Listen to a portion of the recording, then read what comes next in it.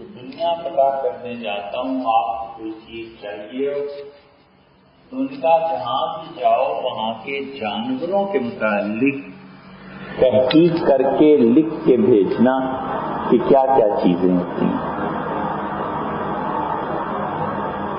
بہت سی چیزیں پرانے زمانوں میں ویوز قائم ہوتے تھے، لوگ لکھتے تھے، وقت نے ثابت کیا کہ وہ چیز ٹھیک نہیں ہے، تو سانپ کے بارے میں قدماء نے لکھا ہے کہ اس کو نظر تھوڑا آتا ہے، چند فٹ کے فاصلے تک دیکھ سکتا ہے، نہیں ہوگا ہم اس سے بحث نہیں۔ یہ اس لیے کہتے ہیں کہ بات ٹھیک بھی ہے اور غلط بھی۔ ٹھیک اس اعتبار سے ہے کہ مذہبی لوگ جو کچھ کہتے ہیں ان کے چاہنے اور ماننے والے ان کی بات کو آخری قول فیصل سمجھتے ہیں، اچھی بات ہے۔ تو اس میں جو بولتا ہے اسے چاہیے کہ بہت احتیاط کرے، کیونکہ اس کی بات پھر تحقیق پہ پرکھی جاتی ہے، غلط ثابت ہو جاتی ہے، تو شخصیت کے وزن کے اعتبار سے دین کا اعتبار یا قائم رہتا ہے یا گھٹ جاتا ہے۔ یہ بہت محتاط رہنا چاہیے گفتگو میں ان لوگوں کو جو معاشرے میں کوئی مقام رکھتے ہیں۔ ڈاکٹر طب میں ایک مقام رکھتا ہے، اور ڈاکٹر کے لیے جو چیزیں بہت ضروری ہیں، ہم کہاں سے کہاں جا رہے ہیں۔ ڈاکٹر کے لیے جو بہت ضروری چیزیں تھیں اب وہ نہیں رہیں۔ خاندانی ہونا ضروری تھا، اب ہر ایک کو داخلہ مل جاتا ہے۔ ہندو جو تھے یہ اپنا طب خاندانی لوگوں کو پڑھاتے تھے اور کہتے تھے کہ خاندانی بچہ اگر بنے گا ڈاکٹر تو انسانیت کی خدمت کرے گا۔ پیسہ اس کی نسلوں نے دیکھا ہے، باپ دادے نے دیکھا ہے، سب جانتے ہیں پیسہ کیا ہے، تو وہ پیسے کی خاطر انسانوں کو ذبح نہیں کرے گا۔ وہ ذات پات کا رواج مٹاتے مٹاتے کہاں سے کہاں بات جا پہنچی۔ ایسے ہی وہ کہتے تھے کہ ڈاکٹر کو آخری حد تک سنجیدہ ہونا چاہیے، بہت سنجیدہ۔ اور یہ قاعدہ ہے کہ جو شخص جس چیز کے بارے میں انتہائی سنجیدہ ہوتا ہے غیر ضروری بات نہیں کرتا۔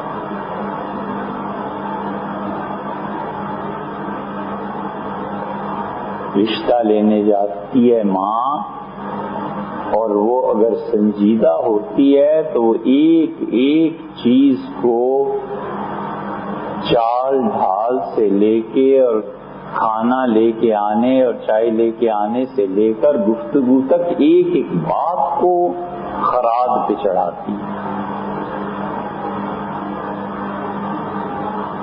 ایسی ڈاکٹر ہے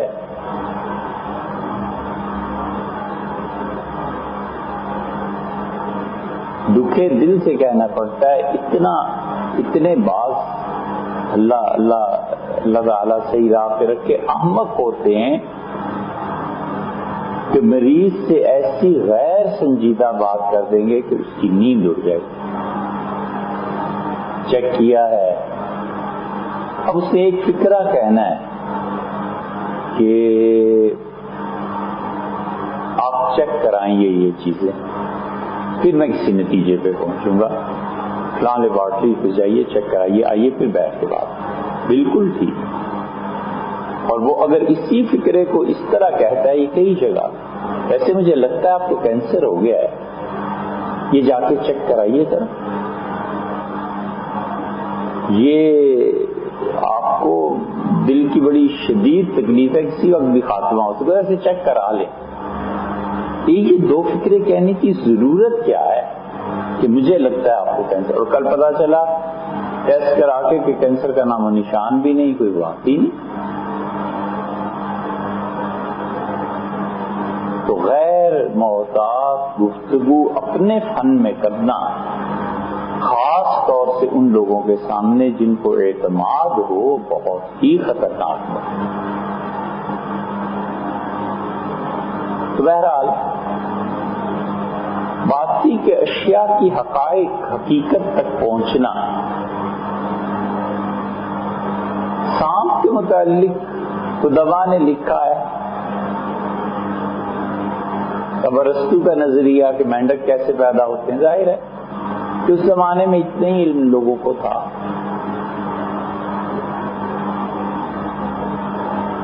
اور شاہین کی نظر سب سے تیز ہوتی ہے کہتے ہیں. تو شاہین کی نظر اور سانپ کی نظر دونوں میں بڑا فرق ہے. کبے کا محتاط ہونا اور خرگوش کی نیند، زمین و آسمان کا فرق. اگرچہ دونوں طرف چیز ایک نہیں ہے، لیکن کوا سوتا ہے اور شدید محتاط ہوتا ہے، ذرا آہٹ ہوئی اور اڑا، اور خرگوش پہروں سوتا ہے. تو ایک آدمی کہتا ہے کہ سانپ کو دکھتا ہے، دوسرا کہتا ہے شاہین کو بھی دکھتا ہے. بات دونوں کی درست ہے، لیکن ظاہر تک ہے، حقیقت میں جب دیکھے گا تو شاہین کی نظر کہاں اور سانپ کی نظر کہاں.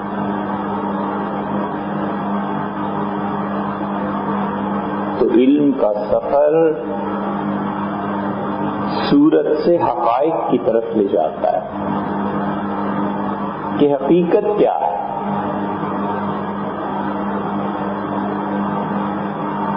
اور حقائق کھلتے ہیں انسان کے انہماک کی نظر کھلنے سے. ہر انسان کا انہماک کہیں نہ کہیں ہوتا ہے، بس. اور آدمی اپنے انہماک پر غور کرے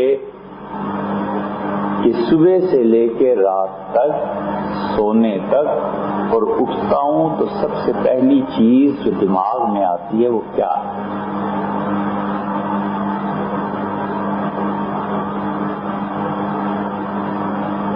بعض اوقات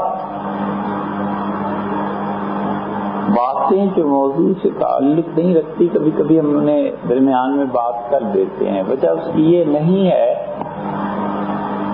کہ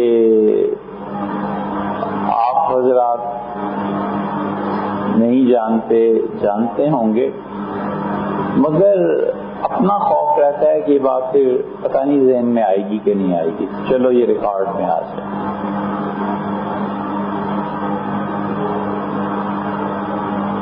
صبح اٹھ کے سب سے پہلا کام کیا کرنا ہے؟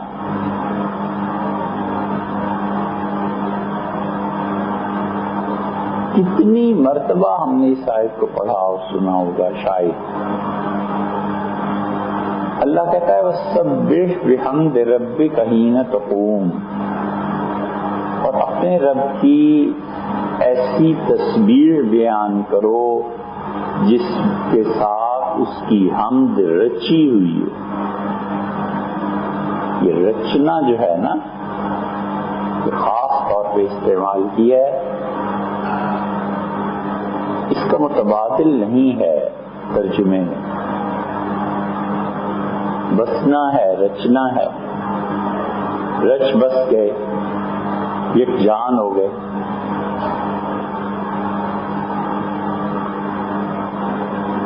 چینی، مٹھاس بالکل لیکوڈ میں مل جاتی ہے۔ موسم کی تبدیلی پہ جب کپڑوں کی گٹھڑی یا بیگ کھلتا ہے تو اس میں ایک طرح کی جو بھی خوشبو ہو، کچھ ہو، وہ بسی ہوئی ہوتی ہے۔ یہی کہتے ہیں کہ اس میں اس چیز کی یہ بس گئی ہے، خوشبو رچ گئی۔ رچنا بسنا، اللہ کہتا ہے کہ وَسَبِّحْ بِحَمْدِ رَبِّكَ، اور اپنے پروردگار کی تسبیح جس میں اس کی حمد رچی ہوئی ہو بیان کرو۔ کب؟ حین تقوم، جب تم سو کے اٹھو،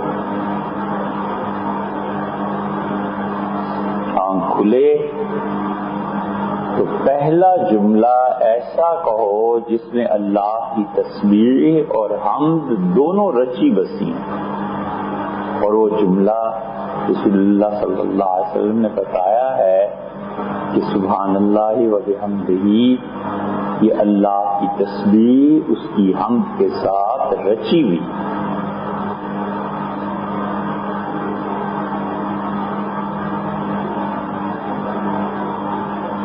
بات تو یہ ہے کہ عمل کتنا ہے۔ کتنے لوگ ہوں گے جب آنکھ کھلتی ہوگی تو وہ پڑھتے ہوں گے سبحان اللہ و بحمدہ، کسی وقت پڑھ لے، گھنٹے بعد یاد آ جائے تو آہستہ آہستہ آہستہ آہستہ پھر وہ یاد رہے گا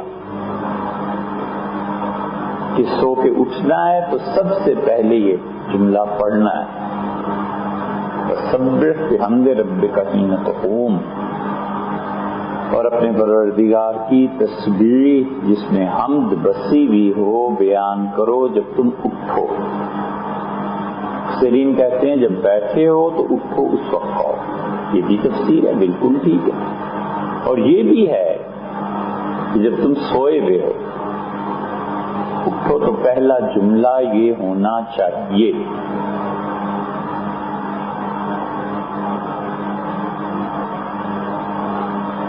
اللہ یہ چاہتا ہے کہ اس کے بندے اس کی تعریف کریں، اس لیے نہیں کہ اسے کچھ ضرورت، اس لیے کہ ہماری زندگی کی بنیادی ضرورتوں میں سے ایک ضرورت یہ ہے کہ ہم اللہ کی تعریف کریں۔ امیر مینائی بڑے ٹاپ کے شاعر تھے، رامپوریوں نے جن کی قدر کی ان میں سے ایک امیر مینائی۔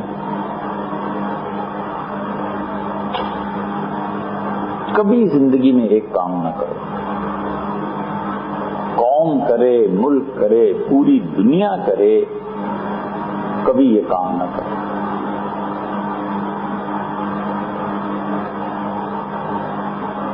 موجود کی ناقدری اور ناممکن الحصول کے لیے جدوجہد کبھی نہ کرو۔ جو موجود ہے چیز اس کی ناقدری، اور جو چیز ملنی نہیں ہے اس کے خواب دیکھنا۔ یہ انسانی زوال اور تباہی کا بہت گہرا غار ہے جس میں لوگ گرتے ہیں۔ اولاد موجود ہے اس کی ناقدری، بچے کو ترقی کرنی ہے اس کے لیے مواقع نہ پیدا کرنا، غفلت سے اپنی۔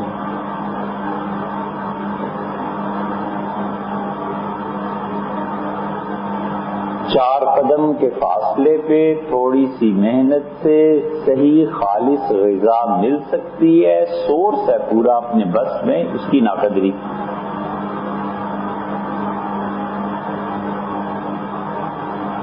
قومیں تباہ ہو جاتی ہیں۔ فرض تو ایک بات ہے جو چیز اللہ نے دی ہے اس کی ناقدری، اور جو چیز نہیں مل سکتی اس پہ ریجھنا۔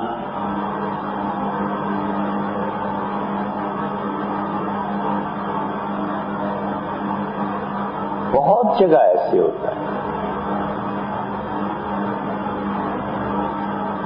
بہت چیزیں جو اللہ نے دی ہیں اس کی ناقدری۔ پڑھنے کا موقع اللہ نے دیا ہے، اس کی قدر نہ کرنا، اور باپ کے سر پہ لٹھ لے کے سوار ہو جانا کہ امریکہ جانا ہے۔ میاں جو آپ کو کہا ہے وہ تو پڑھیے نا پہلے، پھر امریکہ بھی چلے جائیے گا۔ آپ اس کو کوالیفائی کر نہیں سکتے،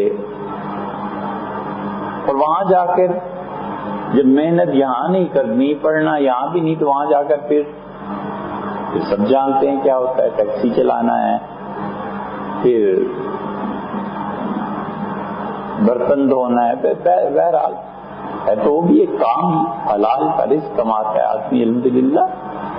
لیکن اگر وہ چیزیں ناقدری کے بعد حاصل ہوئی ہیں نا، تو اس کا مطلب یہ نہیں ہے کہ حساب نہیں ہوگا، وہ پوچھے گا کہ اتنے مواقع تمہیں دیے تھے اس کا کیا کیا۔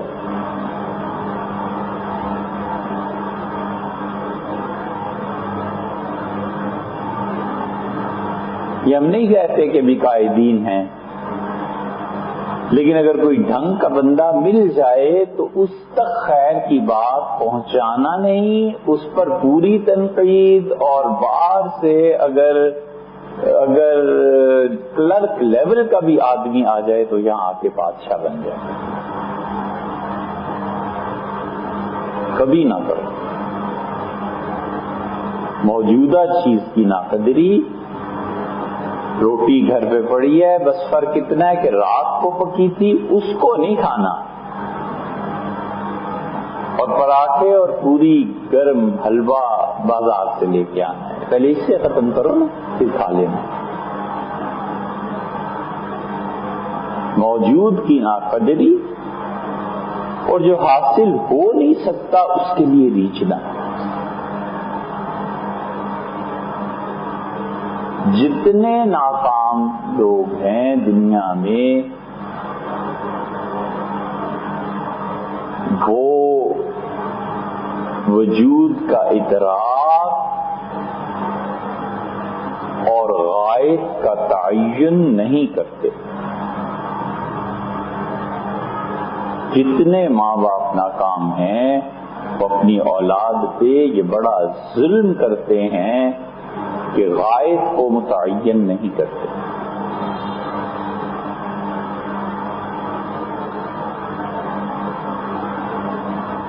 ہم نے کئی بچوں سے کہا کہ بیٹے 2 ٹارگٹ رکھیے، آپ بنیادی طور پہ ڈاکٹر بنیے، ایسے ہے نا،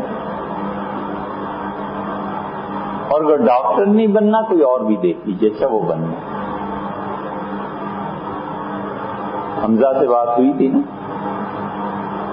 ثانی،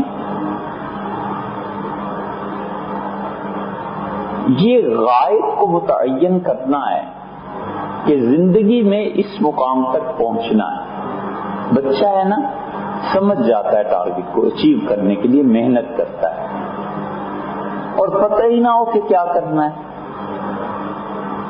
یہ تو پھر ماں باپ کو چاہیے۔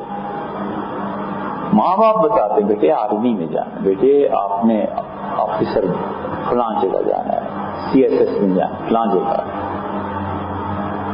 20 شعبے، 20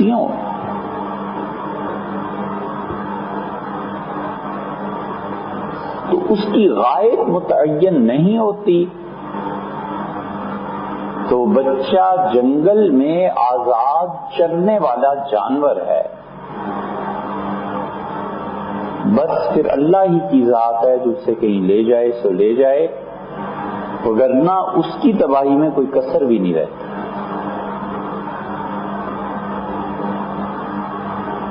بچیوں کا دماغ ماں بنا دیتی ہے کہ بیٹے آپ جائیں کوئی ایجوکیشن میں پڑھیں جدھر بھی، لیکن یہ دیکھ لو بیٹے رشتہ اپنی مرضی سے کرنا ہے ہم نے، باپ کی مرضی سے رشتہ ہوگا، کسی کہیں اس کو غلط فہمی میں نہ رہنا.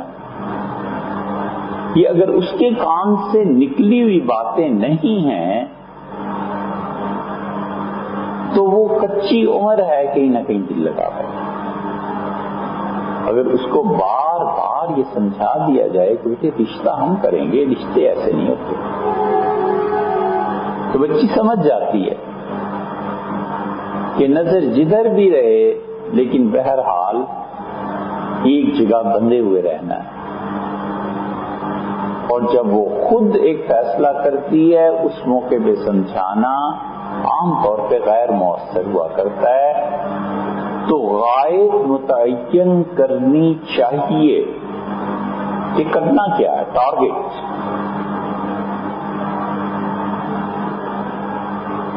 ہر آدمی میں انہماک ہوتا ہے اور انہماک کا مورد کیا ہے؟ بس 2 لفظوں کی بات. صبح سے شام تک کس چیز کا انہماک ہے اور رات سے صبح تک کس چیز کا انہماک ہے. کوئی شخص ایسا نہیں دنیا میں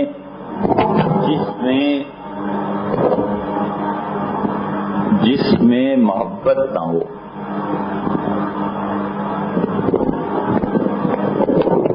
کوئی ایسا نہیں. مورد بدلتا ہے محبت کا. یہ نہیں پتا چلتا اس آدمی کو کہ محبت کس سے کر رہا ہے، لیکن محبت کا مورد بدلتا ہے. اور جس سے محبت ہو جاتی ہے اس سے انہماک ہوتا ہے. بلی رکھ لے نا بچہ گھر میں تو بچے کو بلی سے محبت ہوتی ہے.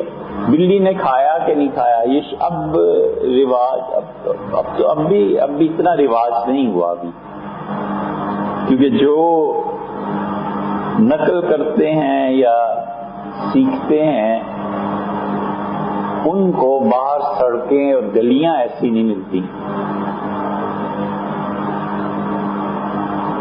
شام کو کتا لے کے ٹہلنا، اس کا رواج اتنا زیادہ نہیں ہوا ابھی،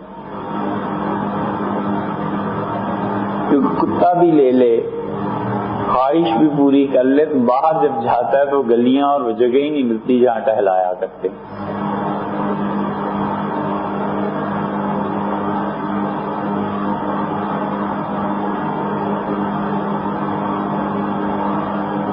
ہر شخص کو جس سے محبت ہوتی ہے اس میں انہماک ہوتا ہے. بھینس والے سے پوچھو، جو دودھ کا کاروبار کرتا ہے اسے اپنی بھینسوں سے کیسی محبت ہوتی ہے. یہ اشیاء ہیں اور ان سب کی حقیقت دولت اور پیسہ ہے. پیسہ کمانا ہے. اس لیے باطن کا انہماک اللہ نے یہ انسان میں رکھا ہے، اور باطن کا انہماک اللہ کے علاوہ کسی چیز میں بھی ہو بالآخر اچھے نتائج نہیں لاتا. کم سے کم اور نرم سے نرم الفاظ میں یہ کہا جا سکتا ہے کیئر ضروری ہے، خیال رکھنا ضروری ہے، لیکن باطن کا انہماک اللہ کے علاوہ کسی کی طرف نہیں ہونا چاہیے. بار بار اٹھتے بیٹھتے چلتے پھرتے اور انہماک کے ساتھ اللہ کی یاد روح میں بس جاتی ہے، رچ جاتی ہے، بس یہ صحیح ہے. پھر خدا کی یاد آتی ہے، پھر اللہ کی یاد آتی ہے. اللہ کا خوف روکتا ہے اسے کہ اس راہ پہ نہیں چلنا اور اللہ کی محبت کھینچتی ہے کہ ادھر آؤ.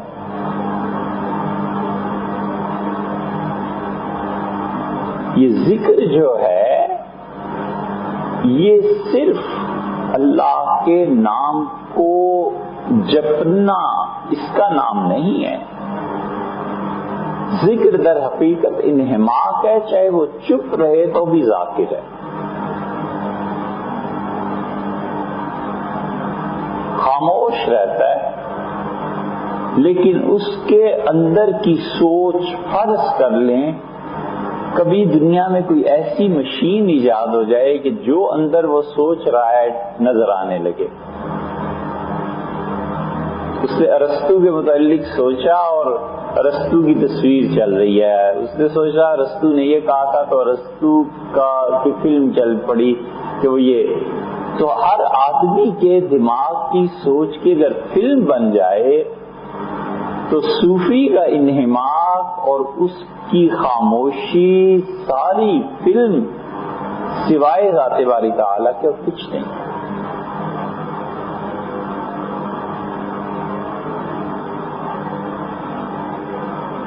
یہ جتنی دنیا ہے نا، یہ جتنی کائنات ہے، آسمان، سورج، ستارے، یہ لکڑی، یہ میز، یہ کیمرہ، ہر چیز علامت ہے.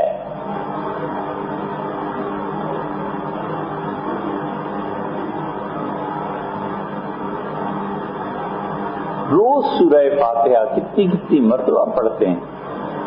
الحمدللہ رب العالمین کتنی مرتبہ ہم زندگی میں پڑھتے ہیں، سمجھتے کیوں نہیں؟ تمام تعریفیں اس پروردگار کے لیے ہیں جو تمام جہانوں کا پالنے والا ہے. یہ عالمین ہے کیا؟ عالم کی جمع ہے نا. عالم کس کو کہتے ہیں؟ علامت کو، نشانی کو. کس چیز کی نشانی ہے؟ یہ جتنی اشیاء ہیں نشانی ہے، علامت ہے، اسم علامت ہے. ایک کا نام شادمان ہے، یہ علامت ہے کہ اس بچے کا یہ نام ہے. تو جب آپ شادمان کہتے ہیں تو اس کے عکس، اس کے پیچھے وہ بچہ نظر آتا ہے کہ اچھا یہ ہے عمران، یہ ہے کامران، یہ ہے. تو یہ ساری کائنات نشانی ہے، علامت ہے. اس کو، علامت کو دیکھ کر اس کے پیچھے جو ہے وہ کیوں نہیں یاد آتا؟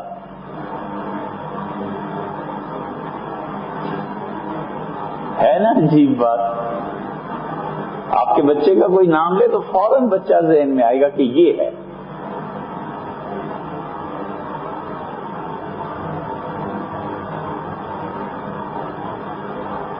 پتہ چلتا ہے. پہاڑ کو دیکھ کے کیوں نہیں یاد آتا کہ اس کے پیچھے کون ہے؟ دریا کو دیکھ کے، سمندر کو دیکھ کے. یہ جتنے لوگ اپنے بچوں کے ساتھ چھٹیاں گزارنے جاتے ہیں ہم کہتے ہیں یہ بہت اچھی بات ہے، لیکن بس ایک بات کرو، اللہ نے بڑی تعریف کی ہے. اللہ نے کہا عابدون، عبادت کرنے والے، اور ہمارے بندے وہ ہیں وہ ہیں وہ ہیں وہ ہیں. اور اس میں سائحون، اور زمین میں سیاحت کرنے والے، چلنے پھرنے والے. 4 دن کراچی گزارنے کو گئے، ہفتے کے لیے دبئی چلے گئے، 10 دن کے لیے مری چلے گئے. تو ضرور جاؤ بھیا، مگر وہ کہتا ہے سائحون، اس کی نیت کرو کہ یہ سیاحت ہے، زمین میں گھومنا پھرنا ہے. کیوں؟ اس لیے کہ پہاڑ دیکھ کے، وہ علامت دیکھ کے وہ یاد نہیں آتا کہ پیچھے اس کے کون ہے. علامت بتاتے ہی ہیں کہ اس وہاں پر ایک میڈیکل سٹور ہے، اس کے ساتھ کی گلی ہے نا، اس میں آئیے گا، وہاں پہ یہ درخت ہے، یہ علامت ہے میرے گھر کی. ساری علامتیں یاد ہیں. گھر میں داخل ہوئے اور جیکٹ لٹکی بھی تھی اور کپڑے، اسے دیکھ کے خیال آیا کہ اچھا یہ بیٹی، یہ بیٹے کی، یہ فلاں یاد آتا ہے نا. پھر یہ پہاڑ، یہ سمندر، یہ زمین، یہ آسمان دیکھ کے خدا کیوں نہیں یاد آتا؟ یہ اس کی علامت ہے. اور پڑھتے دن میں 100 مرتبہ الحمدللہ رب العالمین، اور 100 سال میں بھی ایک بار یہ نہ سوچے آدمی کی علامتیں ہیں ساری. جب یہ سوچ ڈیویلپ ہوتی ہے اور ان علامتوں کو دیکھ کر خیال آتا ہے کہ یہ دلیل ہے کسی کے ہونے کی، تو جو کسی کے ہونے کی ہے نا، یہ خاموشی بھی ذکر ہے سیاح کا. پہاڑوں میں پتھر دیکھتا ہے، سمندروں میں ارتعاش دیکھتا ہے، حرکت دیکھتا ہے. حرکت ختم ہو جائے تو لہر اپنا وجود گم کر دیتی. حرکت. اس لیے مومن 3 چیزیں رہتی ہیں اس میں. کسی شخص کو پکچرائز کرنا ہو نا کہ کس درجے کا مومن آدمی تھا، تو 3 چیزیں دیکھو اس کی زندگی میں. اس کے مزاج میں بے رغبتی، دنیا سے بے رغبتی، ضروریات کی حد تک زندگی کو محدود رکھنا، اپنے کردار کے اعتبار سے مجاہد، زہد، مجاہدہ اور عشق. بس انبیاء علیہ الصلوۃ والسلام سے لے کر دنیا کا اچھے سے اچھا کوئی بھی بندہ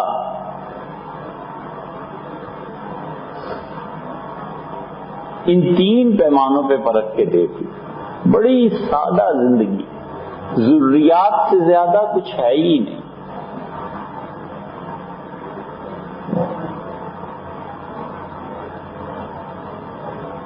یہ جتنا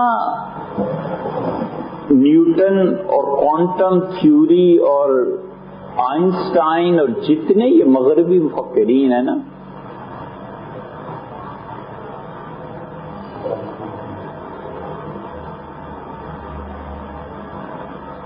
یہ جہاں ہم لوگ بیٹھے ہیں اور جہاں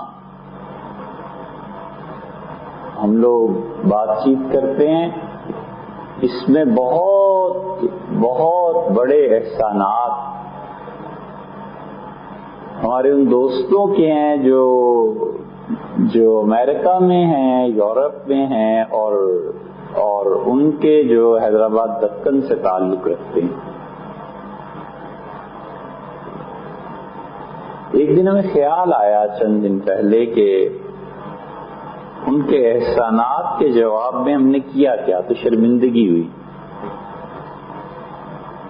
دعا کرو. پھر خیال آیا کہ اللہ اگر توفیق دے تو ہم ان کو تحفہ بھیجیں جو یقیناً اس سے برتر ہوگا انشاءاللہ. اور اس ویسٹ کے کلچر اور ان کی اٹھان اور رینیسانس جو کچھ ہوا، اس کو بیان کریں تاکہ وہ سمجھیں کہ وہ اپنی نسلوں کو جو وہاں پر بسا رہے ہیں تو کیا کیا مراحل پیش آتے ہیں قوموں کے عروج و زوال میں.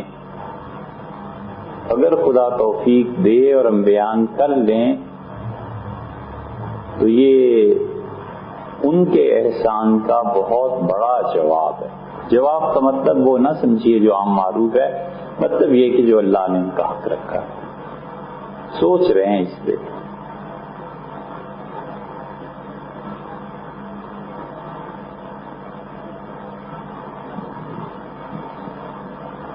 جتنی محنت اور دماغ اور صلاحیتیں نیوٹن، آئنسٹائن، کوانٹم اور یہ جتنے بڑے بڑے مغربی مفکرین ہیں ان کو درکار تھی اور انہوں نے کام کیے. یقین مانو اس کی اور اس سے بھی بڑھ کر صلاحیتیں درکار تھیں جو کچھ رازی اور غزالی نے کیا اور جو رومی نے کیا. انسانی دماغ کا استعمال تھا، اس فیلڈ میں ہوا اور اس فیلڈ میں ہوا.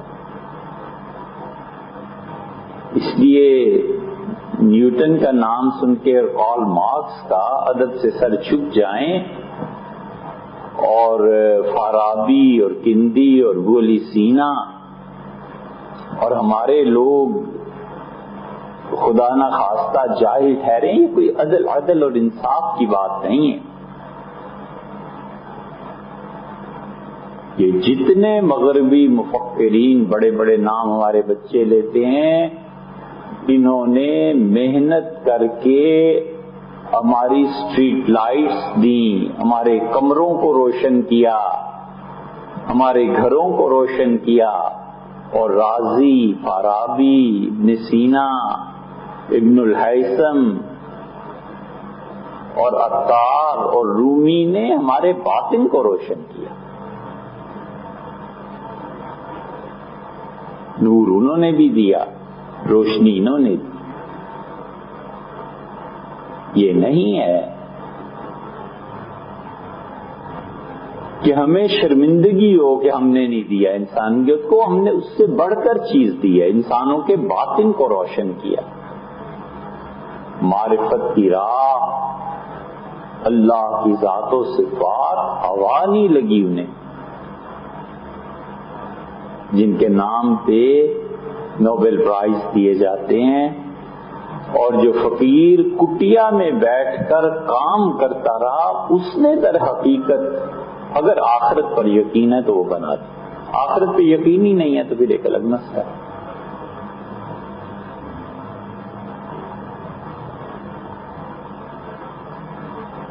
اس لیے یہ جو باطن کا انہماک ہے نا، یہ انسان کو کہیں نہ کہیں لے جاتا ہے. باطن کا انہماک، اللہ نے کوئی شخص ایسا نہیں رکھا جس میں محبت نہ ہو. محبت اللہ سے تھی، سرمایہ دار نے ولیعظ باللہ خدا کو ہٹایا اور دولت لا کے رکھی، کہا اس سے محبت کرو. نتیجہ یہ کہ صبح سے شام اور شام سے صبح تک دولت، پیسہ پیسہ پیسہ، اسی کی بات چلتی رہتی ہے.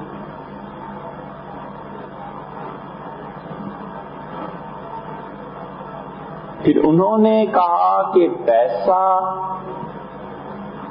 اس کے مقابلے میں ایک فکر پیدا ہو گئی ہے، اور وہ یہ کہتے ہیں کہ سب کو کے رائٹس ایکول ہیں، لہذا اس کو چھوڑو، اب پیسے کو چھپاؤ، انسانیت کے نام پہ اور انسانیت کے نام پہ کلیکشن کرو، دنیا بھر کے واہیات چیزوں کو رائج کرو، پیسہ کماؤ، اور وہ پیسہ کما کے انسانوں پہ خرچ کرو. تو اللہ کی جو جگہ تھی وہ انسانوں کو دے دی.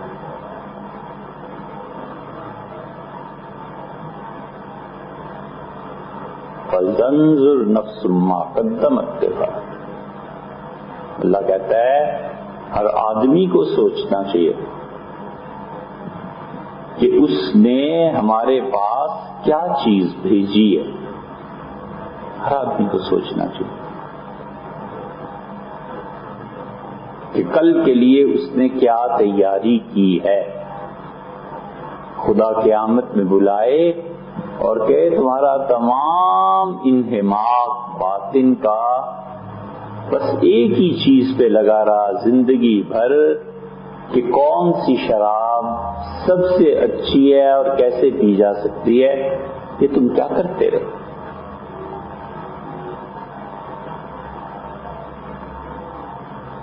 نشہ وہ زندگی کا جب جز بن جاتا ہے تو موت سے پہلے تک کہاں جان چھٹتی.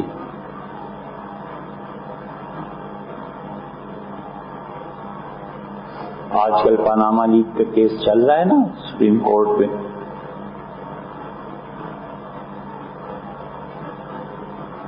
تو ایک پارٹی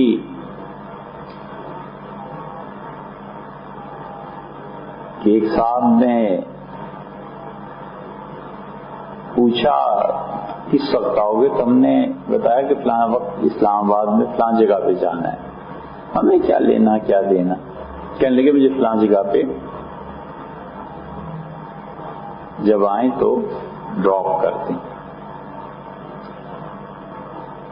ایک مقام پہ کھڑے تھے بیٹھے سپریم کورٹ کے سامنے، تو کہنے لگے فلاں کو ایک ضروری بات کرنی ہے، ذرا 1 منٹ کے لیے. تو چلے گئے. بڑے نامی گرامی وکیل،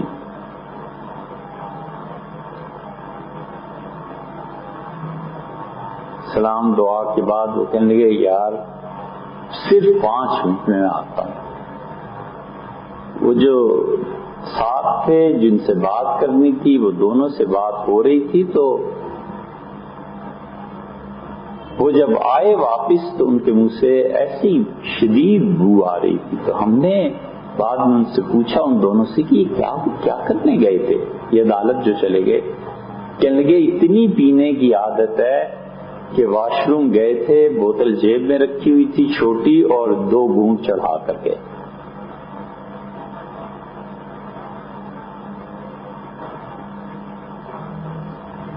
ہمیں تعجب اس لیے نہیں ہوا کہ باطن کا انہماک جس چیز میں لگ جاتا ہے نا باطن، وہ پھر موقع خود نکال لیتا ہے اپنی تسکین کا. کیا تعجب کی بات. موت آ جائے اس حال میں اور خدا پوچھے کہ تمہارے باطن کا انہماک کیا تھا. یہ ہوتا ہی ہے. امام احمد بن حنبل رحمۃ اللہ علیہ کہتے تھے، ایک دوست تھے ان کے طبقات الحنابلہ میں یہ روایت پڑھی ہے.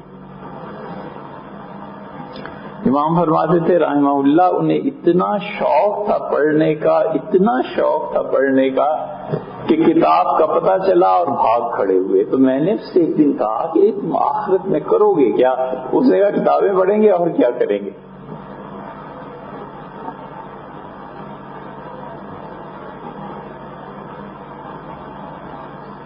ہمارے بزرگوں کا طریقہ ذرا سا اس سے مختلف ہوا.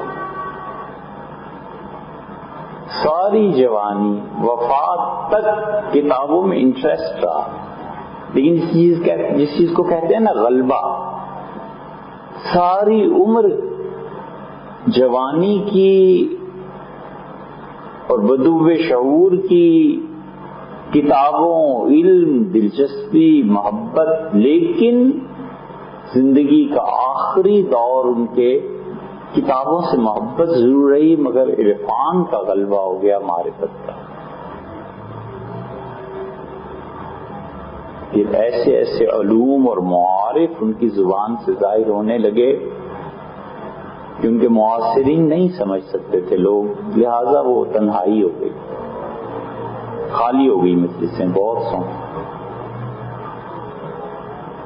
تو یہ صحیح چیز لگتی ہے کہ علم کا انہماک اور علم کے بعد پھر ذات کا انہماک، اور ذات کا اتنا شدید انہماک کہ گویا باری تعالی کی ذات اور صفات سے براہ راست تعلق ہو گیا تھا، نبوت کے واسطے سے بہرا.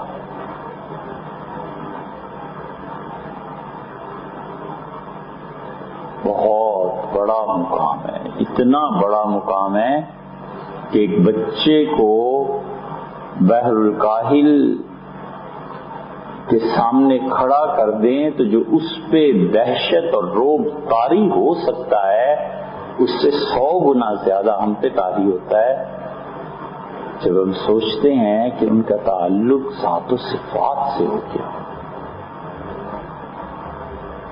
چرچری آتی.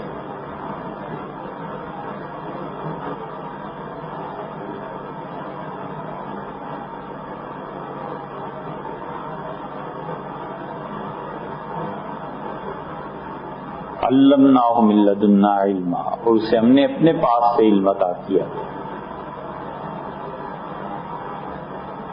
یہ ہے ایسا مقام جس پہ پہنچ کے ستم یہ ہے کہ اس سمندر کا جتنا پانی پیتا ہے پیاس اتنی بڑھتی ہے، سیرابی بھی نہیں ہوتی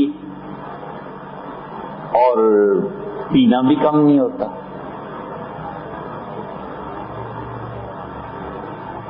جتنا پیتا ہے اتنی پیاس پڑتی ہے، جتنا اس معرفت کے سمندر میں تیرتا ہے اتنا ہی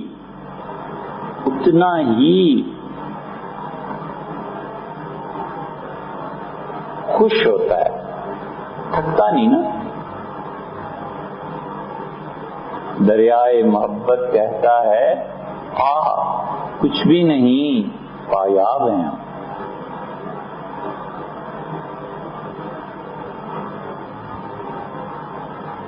اس لیے امام نے اس آدمی کو خواب میں دیکھا، اپنے دوست کو. امام احمد رحمۃ اللہ فرماتے تمام دیواریں اور چھت کتابوں ہی کا تھا. تو میں نے اس سے پوچھا کیا ہوا؟ فرمانے لگے کہ بلایا مجھے اور کہا کہ زندگی علم میں گزاری، کوئی تمنا، کوئی خواہش. میں نے کہا کتب خانہ دے دو. تو فرشتوں سے کہا کہ ایک محل بنا دو اور جو کتابیں اس کی خواہش کی ہیں اور نارسائی میں رہیں سب لگا دو، پڑھتا ہے. بالکل صحیح ہے. جس چیز میں انہماک ہوتا ہے اس سے گفتگو کرتا ہے اور وہ غالب آ جاتی ہے. بڑی گہری بات ہے. انسان کو جس سے انہماک ہوتا ہے اس سے گفتگو کرتا ہے. محبت اتنی شدید ہو جاتی ہے کہ خواب تو پھر کوئی بات ہے، جب اس محبت میں ناکامی کے دن آتے ہیں، ملاقات نہیں ہوتی، تو کبھی کبھی روح اس سے باتیں کرنے لگتی ہے، زبان پہ بات آنا شروع ہو جاتی ہے. خود حیران ہوتا ہے پاگل ہو گیا ہوں، کیا ہو گیا ہوں. یہ انہماک کا قدرتی اور فطری نتیجہ ہے.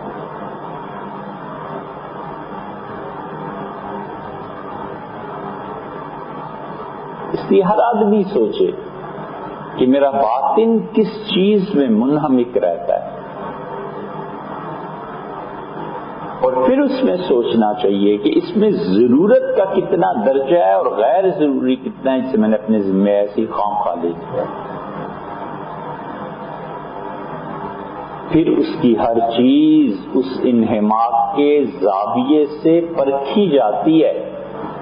وہ انہماک کا زاویہ پرکھ کے پاس کر دیتا ہے یا رد کر دیتا ہے، فیل کر دیتا ہے.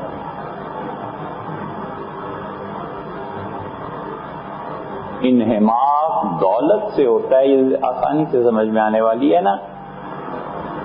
تو پھر دیکھتا ہے کہ سائیکل پہ کام چلے گا کہ موٹر سائیکل پہ چلے گا. موٹر سائیکل پہ چلے گا یا اس کی بجائے ایک سوزوکی لے لی جائے ڈبہ. پھر سوزوکی کی بھی قسمیں ہیں، کون سی لی جائے، اچھا یہ نہ یہ. وہ پھر ہر واسطہ اسی نظر سے، ہر اینگل اسی سے بناتا ہے کہ انہماک دولت کا ہے نا، جائز بھی ہے اور ناجائز بھی.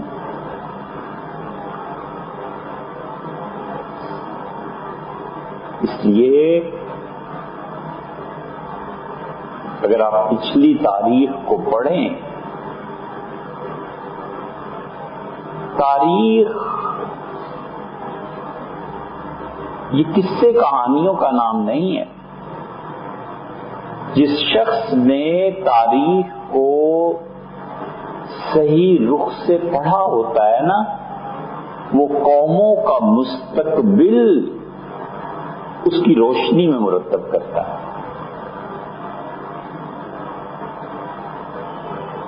تاریخ کس سے کہانیاں نہیں ہوتی.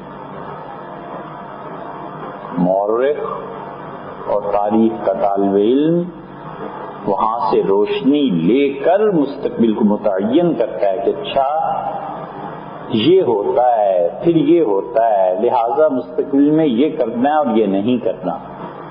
تجھ کو بتاؤں میں تاریخ امم کیا ہے؟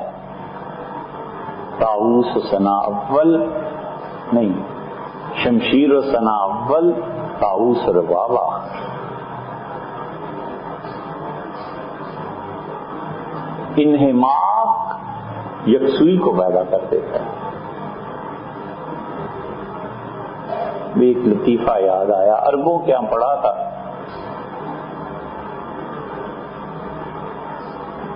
اور لطیفہ یہ کہ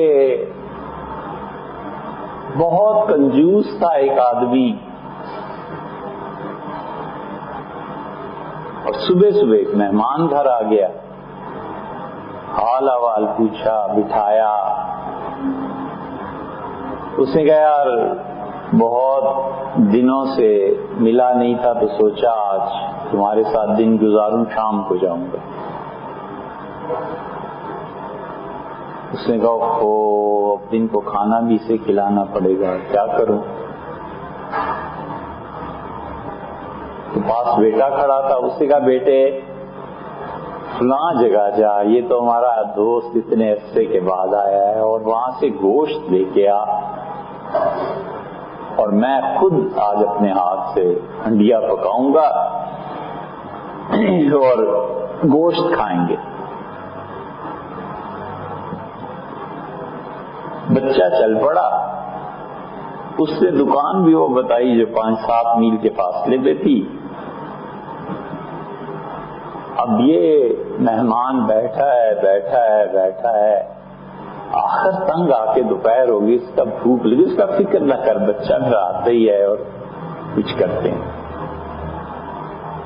پھر گپیں شروع ہو گئیں. پھر آخر بچہ اس کا آ گیا تو دیکھا تو ایک ٹوٹا ہوا پیالہ، اس میں پانی تھا. اس نے کہا بیٹے یہ کیا کیا؟ اس نے کہا ابا میں گوشت لینے گیا تھا، آپ نے بھیجا تھا.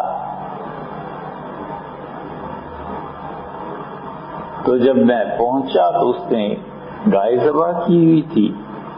اس نے کہا فکر نہ کر، کھڑا رہے، آج تو ایسا گوشت دوں گا کہ جیسے شہد کھاتے ہو نا رغبت سے، ایسے بوٹیاں کھاؤ. تو میں نے دل میں سوچا کہ اگر شہد ہی کھانا ہے تو وہ تو فلاں گاؤں میں بڑا اچھا ملتا ہے، وہی کیوں نہ لے لیں. میں بس گاؤں میں چلا گیا. بڑا خوش ہوا دکاندار. اس نے کہا شہد ہے کہ مکھن ہے؟ میں تمہیں ایسا شہد دوں گا. تو میں نے سوچا جب مکھن ہی کھانا ہے تو شہد کیوں لوں، مکھن کیوں نہ لے لوں. تو پھر خیال ہوا یہ برابر والا گاؤں ہے، یہاں ایک اماں ہے، بڑا اچھا مکھن نکالتی ہے. اماں کے پاس چلا گیا تو اماں نے کہا واہ واہ کس گاؤں سے آیا ہے. مکھن کا پیڑا اس نے مجھے دیا اور کہا یہ لے جا، اور تیرے گاؤں میں فلاں اچھا فلاں گاؤں کا چشمہ، وہاں جو اتنا زبردست پانی ہے نا، میں وہاں اپنی بھینسوں کو لے جاتی ہوں پلانے کے لیے. ہمارا مکھن ہے یا تیرے اس چشمے کا پانی ہے، یہ دونوں برابر ہیں، کیا بات ہے. تو ابا میں نے مکھن وہاں چھوڑا اور چشمے پہ آ گیا. وہاں پھر جنگل میں چلا گیا، ڈھونڈتا رہا کہ برتن تو لایا نہیں، گوشت کے لیے تو تھیلا تھا، تو تھیلے میں پانی آتا نہیں، تو یہ پھر مجھے ایک جگہ پیالہ مل گیا تو یہ پانی لے آیا. مہمان سے بتایا کہ کہاں کھانا تھا، کہاں پانی. اس سے کہا نالائق کہ تو نے کیا بیوقوفوں جیسے، چل میں تجھے سبق سکھاتا ہوں، اور ساتھ کمرے میں لے گیا اور کہنے لگا کہ ارے سالم اتنا پیدل چلا ہے، جوتوں کا کیا فکر، ابا بے فکر رہا ہے، مہمان کے جوتے پہن کے گیا.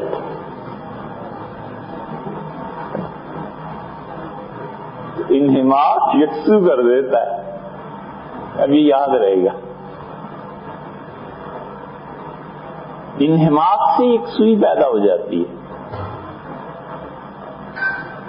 وہاں عبد الماجد دریابادی مرحوم کا یہ حال ہو گیا.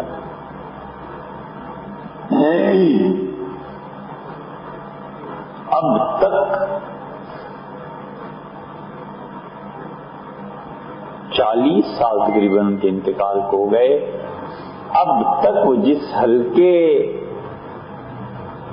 میں آتے جاتے تھے اس حلقے نے انہیں قبول نہیں کیا. تعصبات علم کی دنیا میں بڑی رکاوٹ.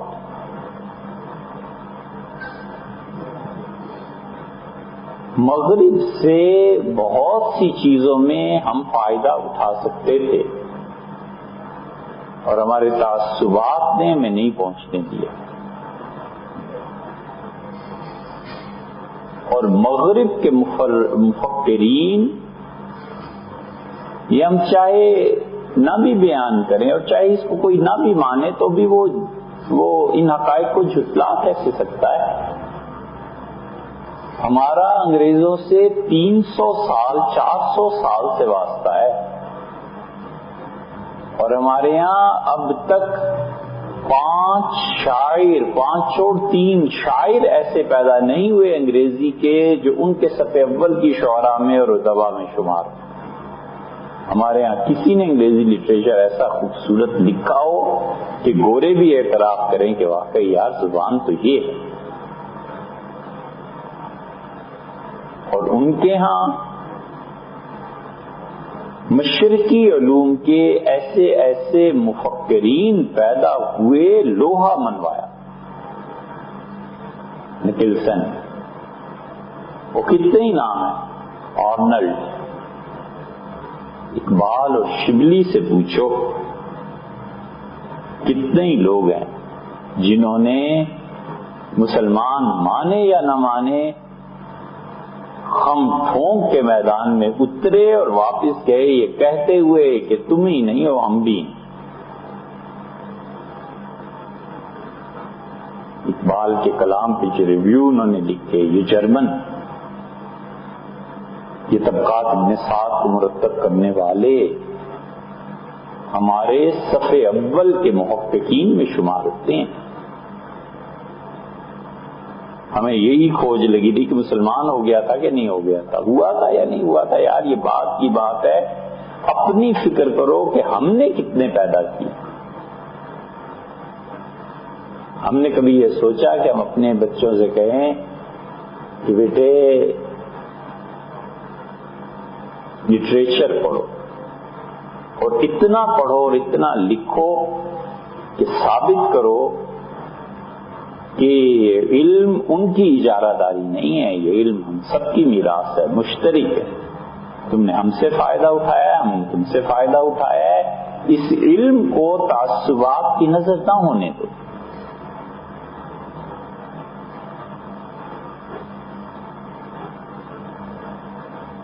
اس جمعے کو سوال و جواب میں ہم نے ایک بات کہی، آج پھر کہتے ہیں.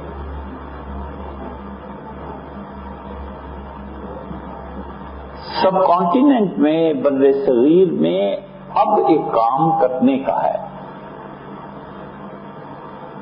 اور پورے انہماک سے یکسوئی سے کرنے کا ہے. اگر جنت کمانی ہے نا تو یہ کام کرے. 1707 1650 اورنگزیب رحمت اللہ علیہ کا زمانہ، اس سے بھی پیچھے چلے جاؤ، شاہ جہان کیا کہنے اس کی منطق اور اس کے فلسفے کے اور جس معیار کا وہ آدمی تھا، اور اس سے بھی پیچھے جہانگیر، فخر کرتا تھا اپنے اس بیٹے پہ. اکبر کے زمانے سے ہمارے ہاں ہے تو اگرچہ اس سے بھی تاریخ پہلے، لیکن عیسائیت کا متواتر آنا رہا ہے.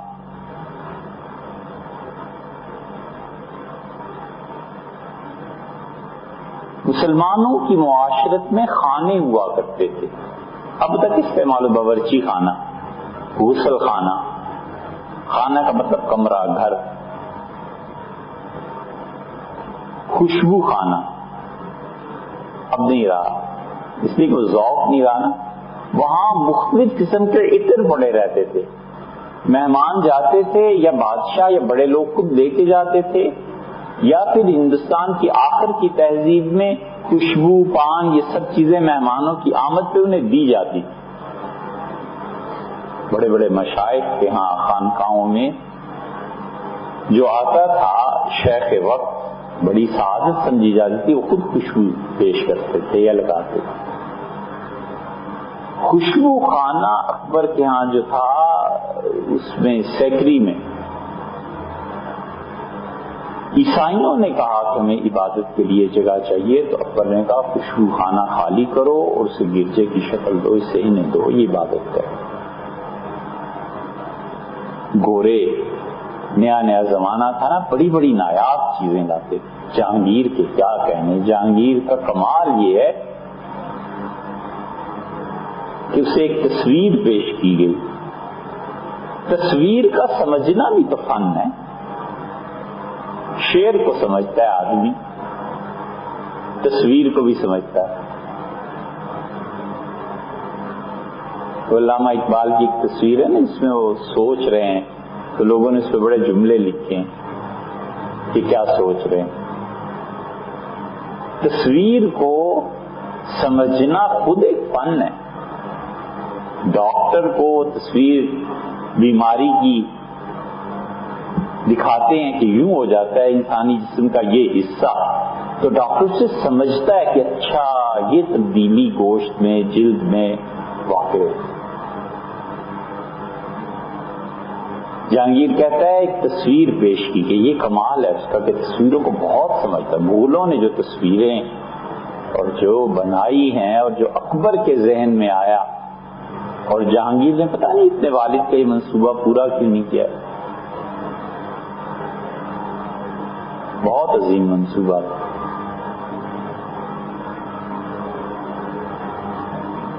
جہانگیر کو تصویر پیش کی گئی اور وہ ایک آدمی کسی کے پاؤں سہلا رہا ہے.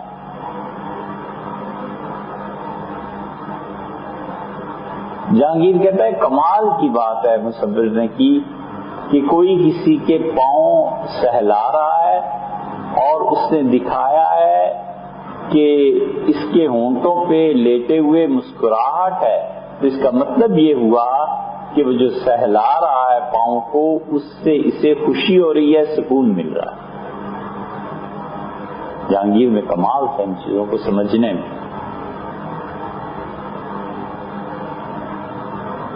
عیسائیت نے پاؤں جمائے، فروغ، اور پھر وہ تو شاہ جہان کی بیٹی جل گئی. جہانگیر نے پروانہ دے دیا تھا عیسائیوں کو تجارت کا کہ آؤ ہمارے یہاں تجارت کرو. دے سکتا تھا، تہذیب بڑی پختہ تھی، معاشی اعتبار سے ہم غالب تھے. مسلمانوں کا اتنا غلبہ اور عروج تھا کہ اب ہمارے بچے جینز پہنتے ہیں نا، اتنا عروج تھا کہ ڈھاکہ میں جو ململ تیار ہوتی تھی فرانس اور جرمنی کی شہزادیاں اسے پہنتی تھی. خاص طور سے کپڑا ڈھاکہ سے منگوایا جاتا تھا.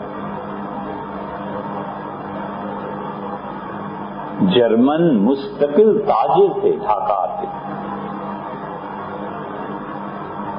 تو اس لیے جینز کو دیکھ کے کبھی کبھی خیال آتا ہے کہ قوموں کا غلبہ جب ہوتا ہے معاشیات میں، اکانومی میں، تو یوں تہذیبیں بھی منتقل ہوتی ہیں. وہ ہمارا دور تھا. ملکہ برطانیہ فرمائش کرتی تھی کہ ہندوستان سے یہ چیزیں لائی جائیں.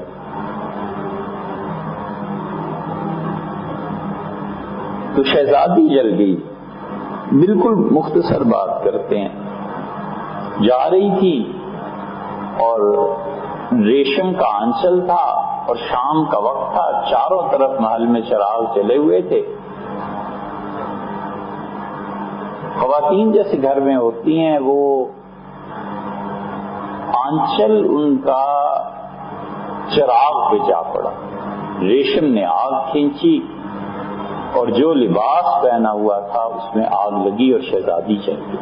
شور مچ گیا. شاہجہان بادشاہ اس کی تو جان پہ بن گئی. بیٹی اسے بہت پیاری ہوتی ہے، محبت کا تعلق ایسا تھا. انگریزوں نے علاج کر دیا اس کا اور وہ ٹھیک ہو گئی. ہیروں سے تول دیا. شاہجہان نے، اس کی جان پہ بنی ہوئی تھی. وہ تو خدا کا احسان ہوا کہیں مر نہیں گیا بیچارہ. اس پہ ایسٹ انڈیا کمپنی نے اور قدم جمائے اور ایسٹ انڈیا کمپنی نے 1857 کی جنگ. اور ایسٹ انڈیا کمپنی آئی اس لیے نہیں تھی کہ اقتدار پہ قبضہ کرے بظاہر، وہ تو تجارت کی غرض سے، اور تجارتی کمپنی نے پورے ہندوستان کو اپنے ہاتھ میں لے لیا. اور بادشاہ نے 1803 میں دلی لکھ کے دے دی کہ تمہاری ہوئی. اتنی بڑی تبدیلی یہ آئی ہے 300-400 برس میں. اور اب اس تبدیلی نے ہمارا کتنا نقصان کیا یا نفع کیا یہ سب آپ کے سامنے، آپ کچھ جانتے ہیں. ایسٹ انڈیا کمپنی، اس کے اثرات سے اب تک بر صغیر پوری طرح نہیں نکلا. اور اس کے بعد اب بر صغیر میں اتنی بڑی تبدیلی یہ سی پیک، کوئی اتنی بڑی تبدیلی نہیں آئی. حتیٰ کہ پاکستان اور ہندوستان کا قیام، آزادی سارے علاقے کو اتنا تبدیل نہیں کر سکی جتنا یہ کریں گے. یہ سی پیک کوئی معمولی سی چیز نہیں ہے. ہر ایک کو دیکھنا ہے اسے اپنی نظر سے. آرمی نے اپنی نظر سے نہیں دیکھا، جنرل نہیں جانتے کہ سی پیک کا کیا فائدہ ہوا ہے اور یا کیا ہوگا. سیاستدانوں نے اپنی نظر سے دیکھا. تاجر جو چین جاتے ہیں انہوں نے اپنی نظر سے دیکھا. ان سے جا کے پوچھے نا تو جا سے یہ بحث کر رہے ہوتے ہیں کہ یار سی پیک سے یہ فائدہ. ایک لے دے کے دین کے داعی وہی رہ گئے ہیں جو نہ دیکھیں. ہمیں بھی دیکھنا چاہیے. اور ہمیں بالکل غافل نہیں ہونا چاہیے. ہمیں اب یہ کام کرنا چاہیے کہ جتنا دین ہمارے بچے پڑھ رہے ہیں ہم اپنے مدارس میں ان بچوں کو چائنیز پڑھائیں. یہ تبدیلی کوئی بھی نہیں روک سکے گا. انٹرنیشنلی حالات کچھ ہو جائیں تو اس کی تو ہمیں خبر نہیں، اللہ ہی جانتا ہے. یا جو شطرنج کے دونوں طرف بیٹھے ہوئے ہیں وہی جانتے ہیں کہ کب اسے تبدیل کرنا ہے، ادروائز کوئی نہیں جانتا. اب کرنے کا کام یہ ہے کہ ہمارے بزرگوں نے انگریزوں کو دعوت نہیں دی تھی.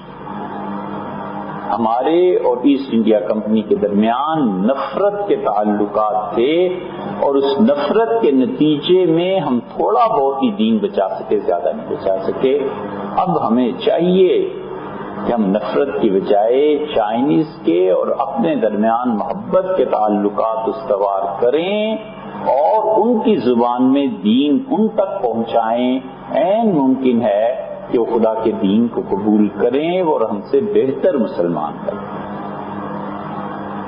ان تتولوا یستبدل قوما غیرکم، اور اگر تم ہمارا کام نہیں کرو گے تو ہم تمہاری جگہ کوئی اور قوم لے آئیں گے. ثم لا یکونوا امثالکم، اور پھر تم جیسے نالائق نہیں ہوں. اقوام میں اس طرح تبدیلیاں آتی ہیں، تہذیبوں اور معاشرت میں تبدیلیاں آتی ہیں. تہذیب اور معاشرت کی تبدیلی چائنیز جب آئیں گے اور کام شروع کریں گے تو 15-20 سالوں میں ہی نظر آنے لگے گی کہ چائنیز ریسٹورنٹ کہاں کہاں کھل رہے ہیں اور ان کی خواتین کہاں کہاں آ رہی ہیں اور ان کے کرتب دکھانے والے کہاں کہاں آ رہے ہیں. یہ آہستہ آہستہ اثرات بڑھتے چلے جائیں گے. بھٹو صاحب کے دور میں چائنیز کے ساتھ زیادہ تعلقات بڑھے تھے اور اس کا نتیجہ بھی آرام سے دیکھا جا سکتا ہے کہ 20-30 سال میں ہماری ساری سیاسی گراوٹ اور ان سے زیادہ انہماک نہ ہونے کے باوجود ہمارے ہر شہر میں چائنیز ریسٹورینٹس کھلے ہیں اور لوگوں نے ویلکم کیا. ہم نے ان کے کھانے قبول کیے اور بہت کچھ ان کی تہذیب سے ہم نے اپنی تہذیب میں داخل کیا ہے. یہ اب ہوگا 100-200 سال میں.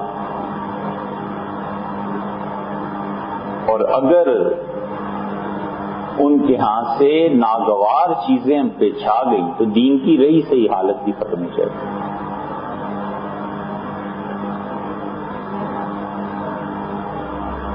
اور اگر ہمارے ہاں لوگ ایسے بچے تیار ہو جائیں، ایسے جوان جو اب چائنیز میں لگ جائیں، ٹارگٹ اچیو کریں. قرآن کا ترجمہ چائنیز میں اتنا اچھا نہیں ہے، یہ کرنا ہے، یہ ان تک پہنچانا ہے. تفسیر کوئی نہیں ہے، ان کے ہاں تبلیغ پہ پابندی ہے نا صحیح. وہ یہاں آئیں گے تو صحیح. ایسے تو نہیں ہو سکتا کہ وہ یہاں آئیں اور آپ نے اسلام پہ لٹریچر تیار کیا، آپ قرآن پاک تحفے میں انہیں دینا چاہتے ہیں کہ آپ یہ لیں ہماری مذہبی کتابیں، آپ اسے کبھی پڑھیے گا تو اٹھا کر واپس کر دے گا میں نہیں پڑھتا. 99% قبول کر لیتے، نہ پڑھیں الگ بات ہے. آپ کا فریضہ اتنا سا پورا کر دیا. لٹریچر ہے، خود تقاریر ہیں، تبلیغ ہے. کون پابندی لگا سکتا ہے؟ اب اسلام کے خلاف ہندو پوری تقریریں ہندوؤں نے کی ہوئی ہیں، انٹرنیٹ پہ موجود نہیں ہیں. کون کس کو روک سکتا ہے؟ یوٹیوب پہ پابندی لگائی کہ ایسی گستاخی کی چیزیں ہیں.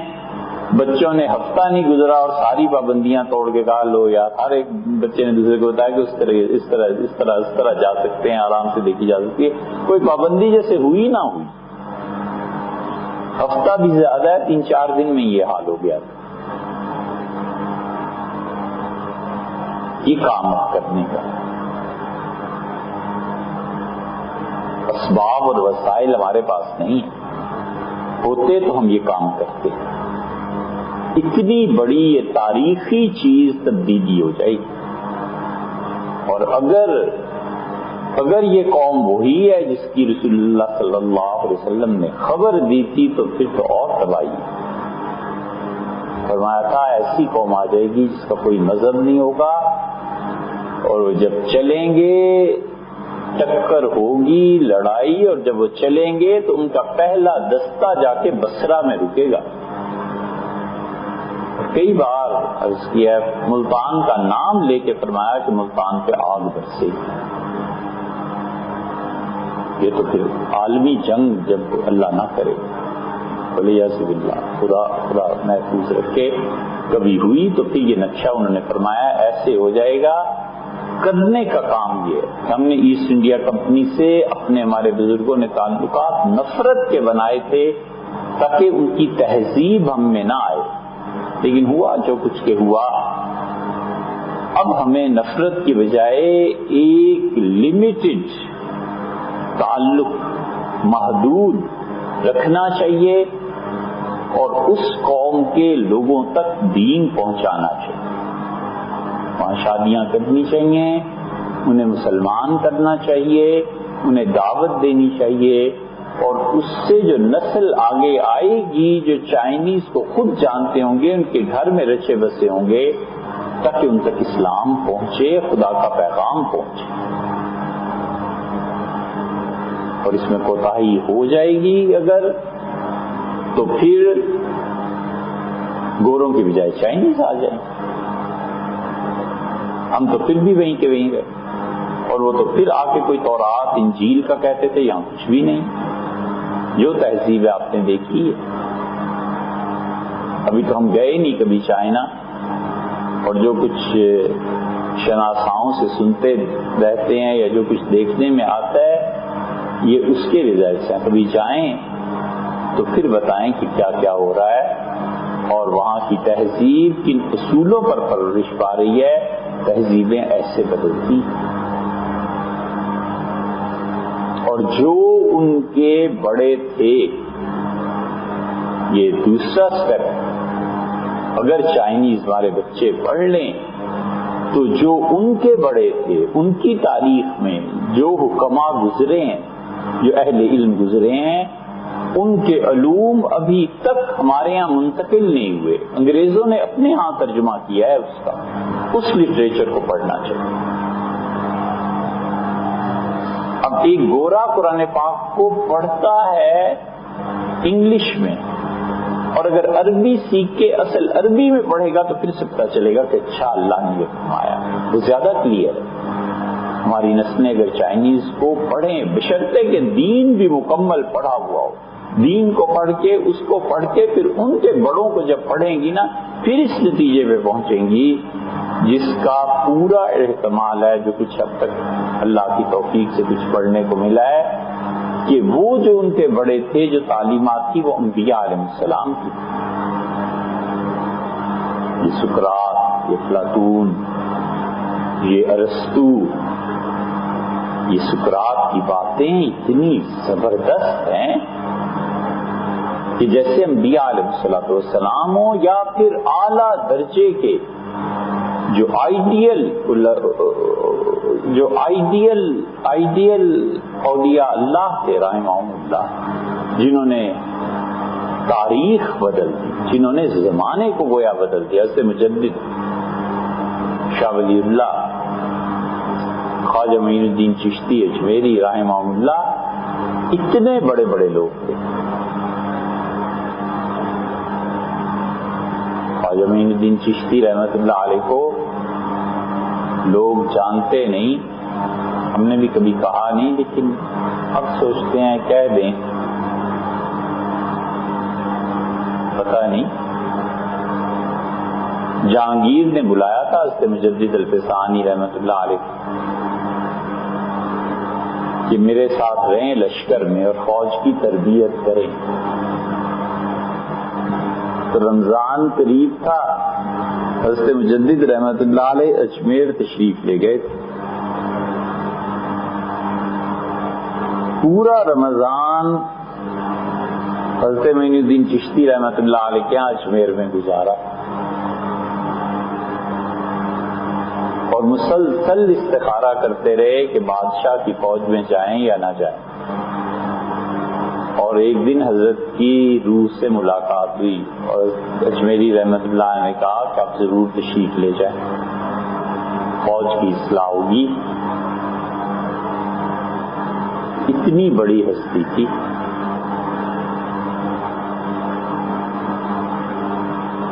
اور حضرت مجدد رحمۃ اللہ علیہ کو یہ بات کبھی نہیں کہی. حضرت مجدد رحمۃ اللہ علیہ کو وہاں جو سجادہ نشین تھے انہوں نے چادر پیش کی. چادریں اس زمانے میں بھی لوگ چڑھاتے تھے. وہ چادر پیش کی اور کہا یہ حضرت کی قبر پہ رہی ہے اتنا عرصہ. حضرت مجدد الفسانی سرندی رحمۃ اللہ علیہ نے اپنے خدام سے فرمایا رکھ لو، جو حضرت کے اتنا قریب رہی ہے یہ میرا کفن ہے. کفن کے لیے وہ رکھوالی تھی. اور آخری وقت میں ان کی اہلیہ حضرت مجدد رحمۃ اللہ علیہ کی بڑے مقامات پہ پہنچ گئی. مردوں کو ایسے مقامات کہ بڑے مجاہدے سے حاصل ہوتے ہیں، اس خاتون کو حاصل ہو گئے تھے. پھر فرمایا آخر پہ حضرت مجدد رحمۃ اللہ علیہ نے کہ انہوں نے کچھ پیسے رکھے ہوئے ہیں میرے کفن کے لیے، اس سے کپڑا خرید لیا جائے ان کی دلجوئی کے لیے. لیکن خود حضرت مجدد رحمۃ اللہ علیہ کا یہ کہنا یہ میرے کفن کے لیے رکھو، کوئی تو بات ہوگی. دنیا انہوں نے بدلی ہے، یہ سقراط اور افلاطون اور یہ لوگ، اور یہ چائنا کے جو بڑے لوگ جن کی تاریخ پڑھی ہے، کبھی ذکر کریں گے انشاءاللہ۔ اگر یہ لوگ نبوت کے مقام کے نہیں تھے تو پھر انتہائی درجے کے لوگ، بدھا کے متعلق ہمیں نہیں معلوم، نبوت ہے کسی کا کہنا کوئی آسان بات ہو رہی ہے والعیاذ باللہ، لیکن بدھا کی تعلیمات جس طرح پھیلی ہیں اور جتنی اس اصل اوریجنل ٹائم میں خدا نے انہیں برکت دی ہے، اتنی برکات انبیاء علیہ السلام کے ساتھ ہوئی۔ اس لیے کرنے کا کام ہے، ہم اپنی نسلوں کو صحیح معنی میں دین سکھائیں، منطق، فلسفہ، اعلیٰ درجے کے عرفان کی جو چیزیں۔ سقراط نے کہا کہ کائنات میں اصل خیر ہے، اور سقراط کے مقابلے میں ابن عربی رحمۃ اللہ علیہ نے کہا کہ عدم شر ہے۔ اللہ، اتنا بڑا جملہ یہ کہا ہے کہ سقراط کچھ بھی نہ کہتا تو یہ کافی تھا، اس پہ پوری کتاب لکھی جا سکتی ہے، اور ابن عربی نے جو اس سے جواب دیا ہے کمال کی بات ہے، اس کی شرح کون کرے۔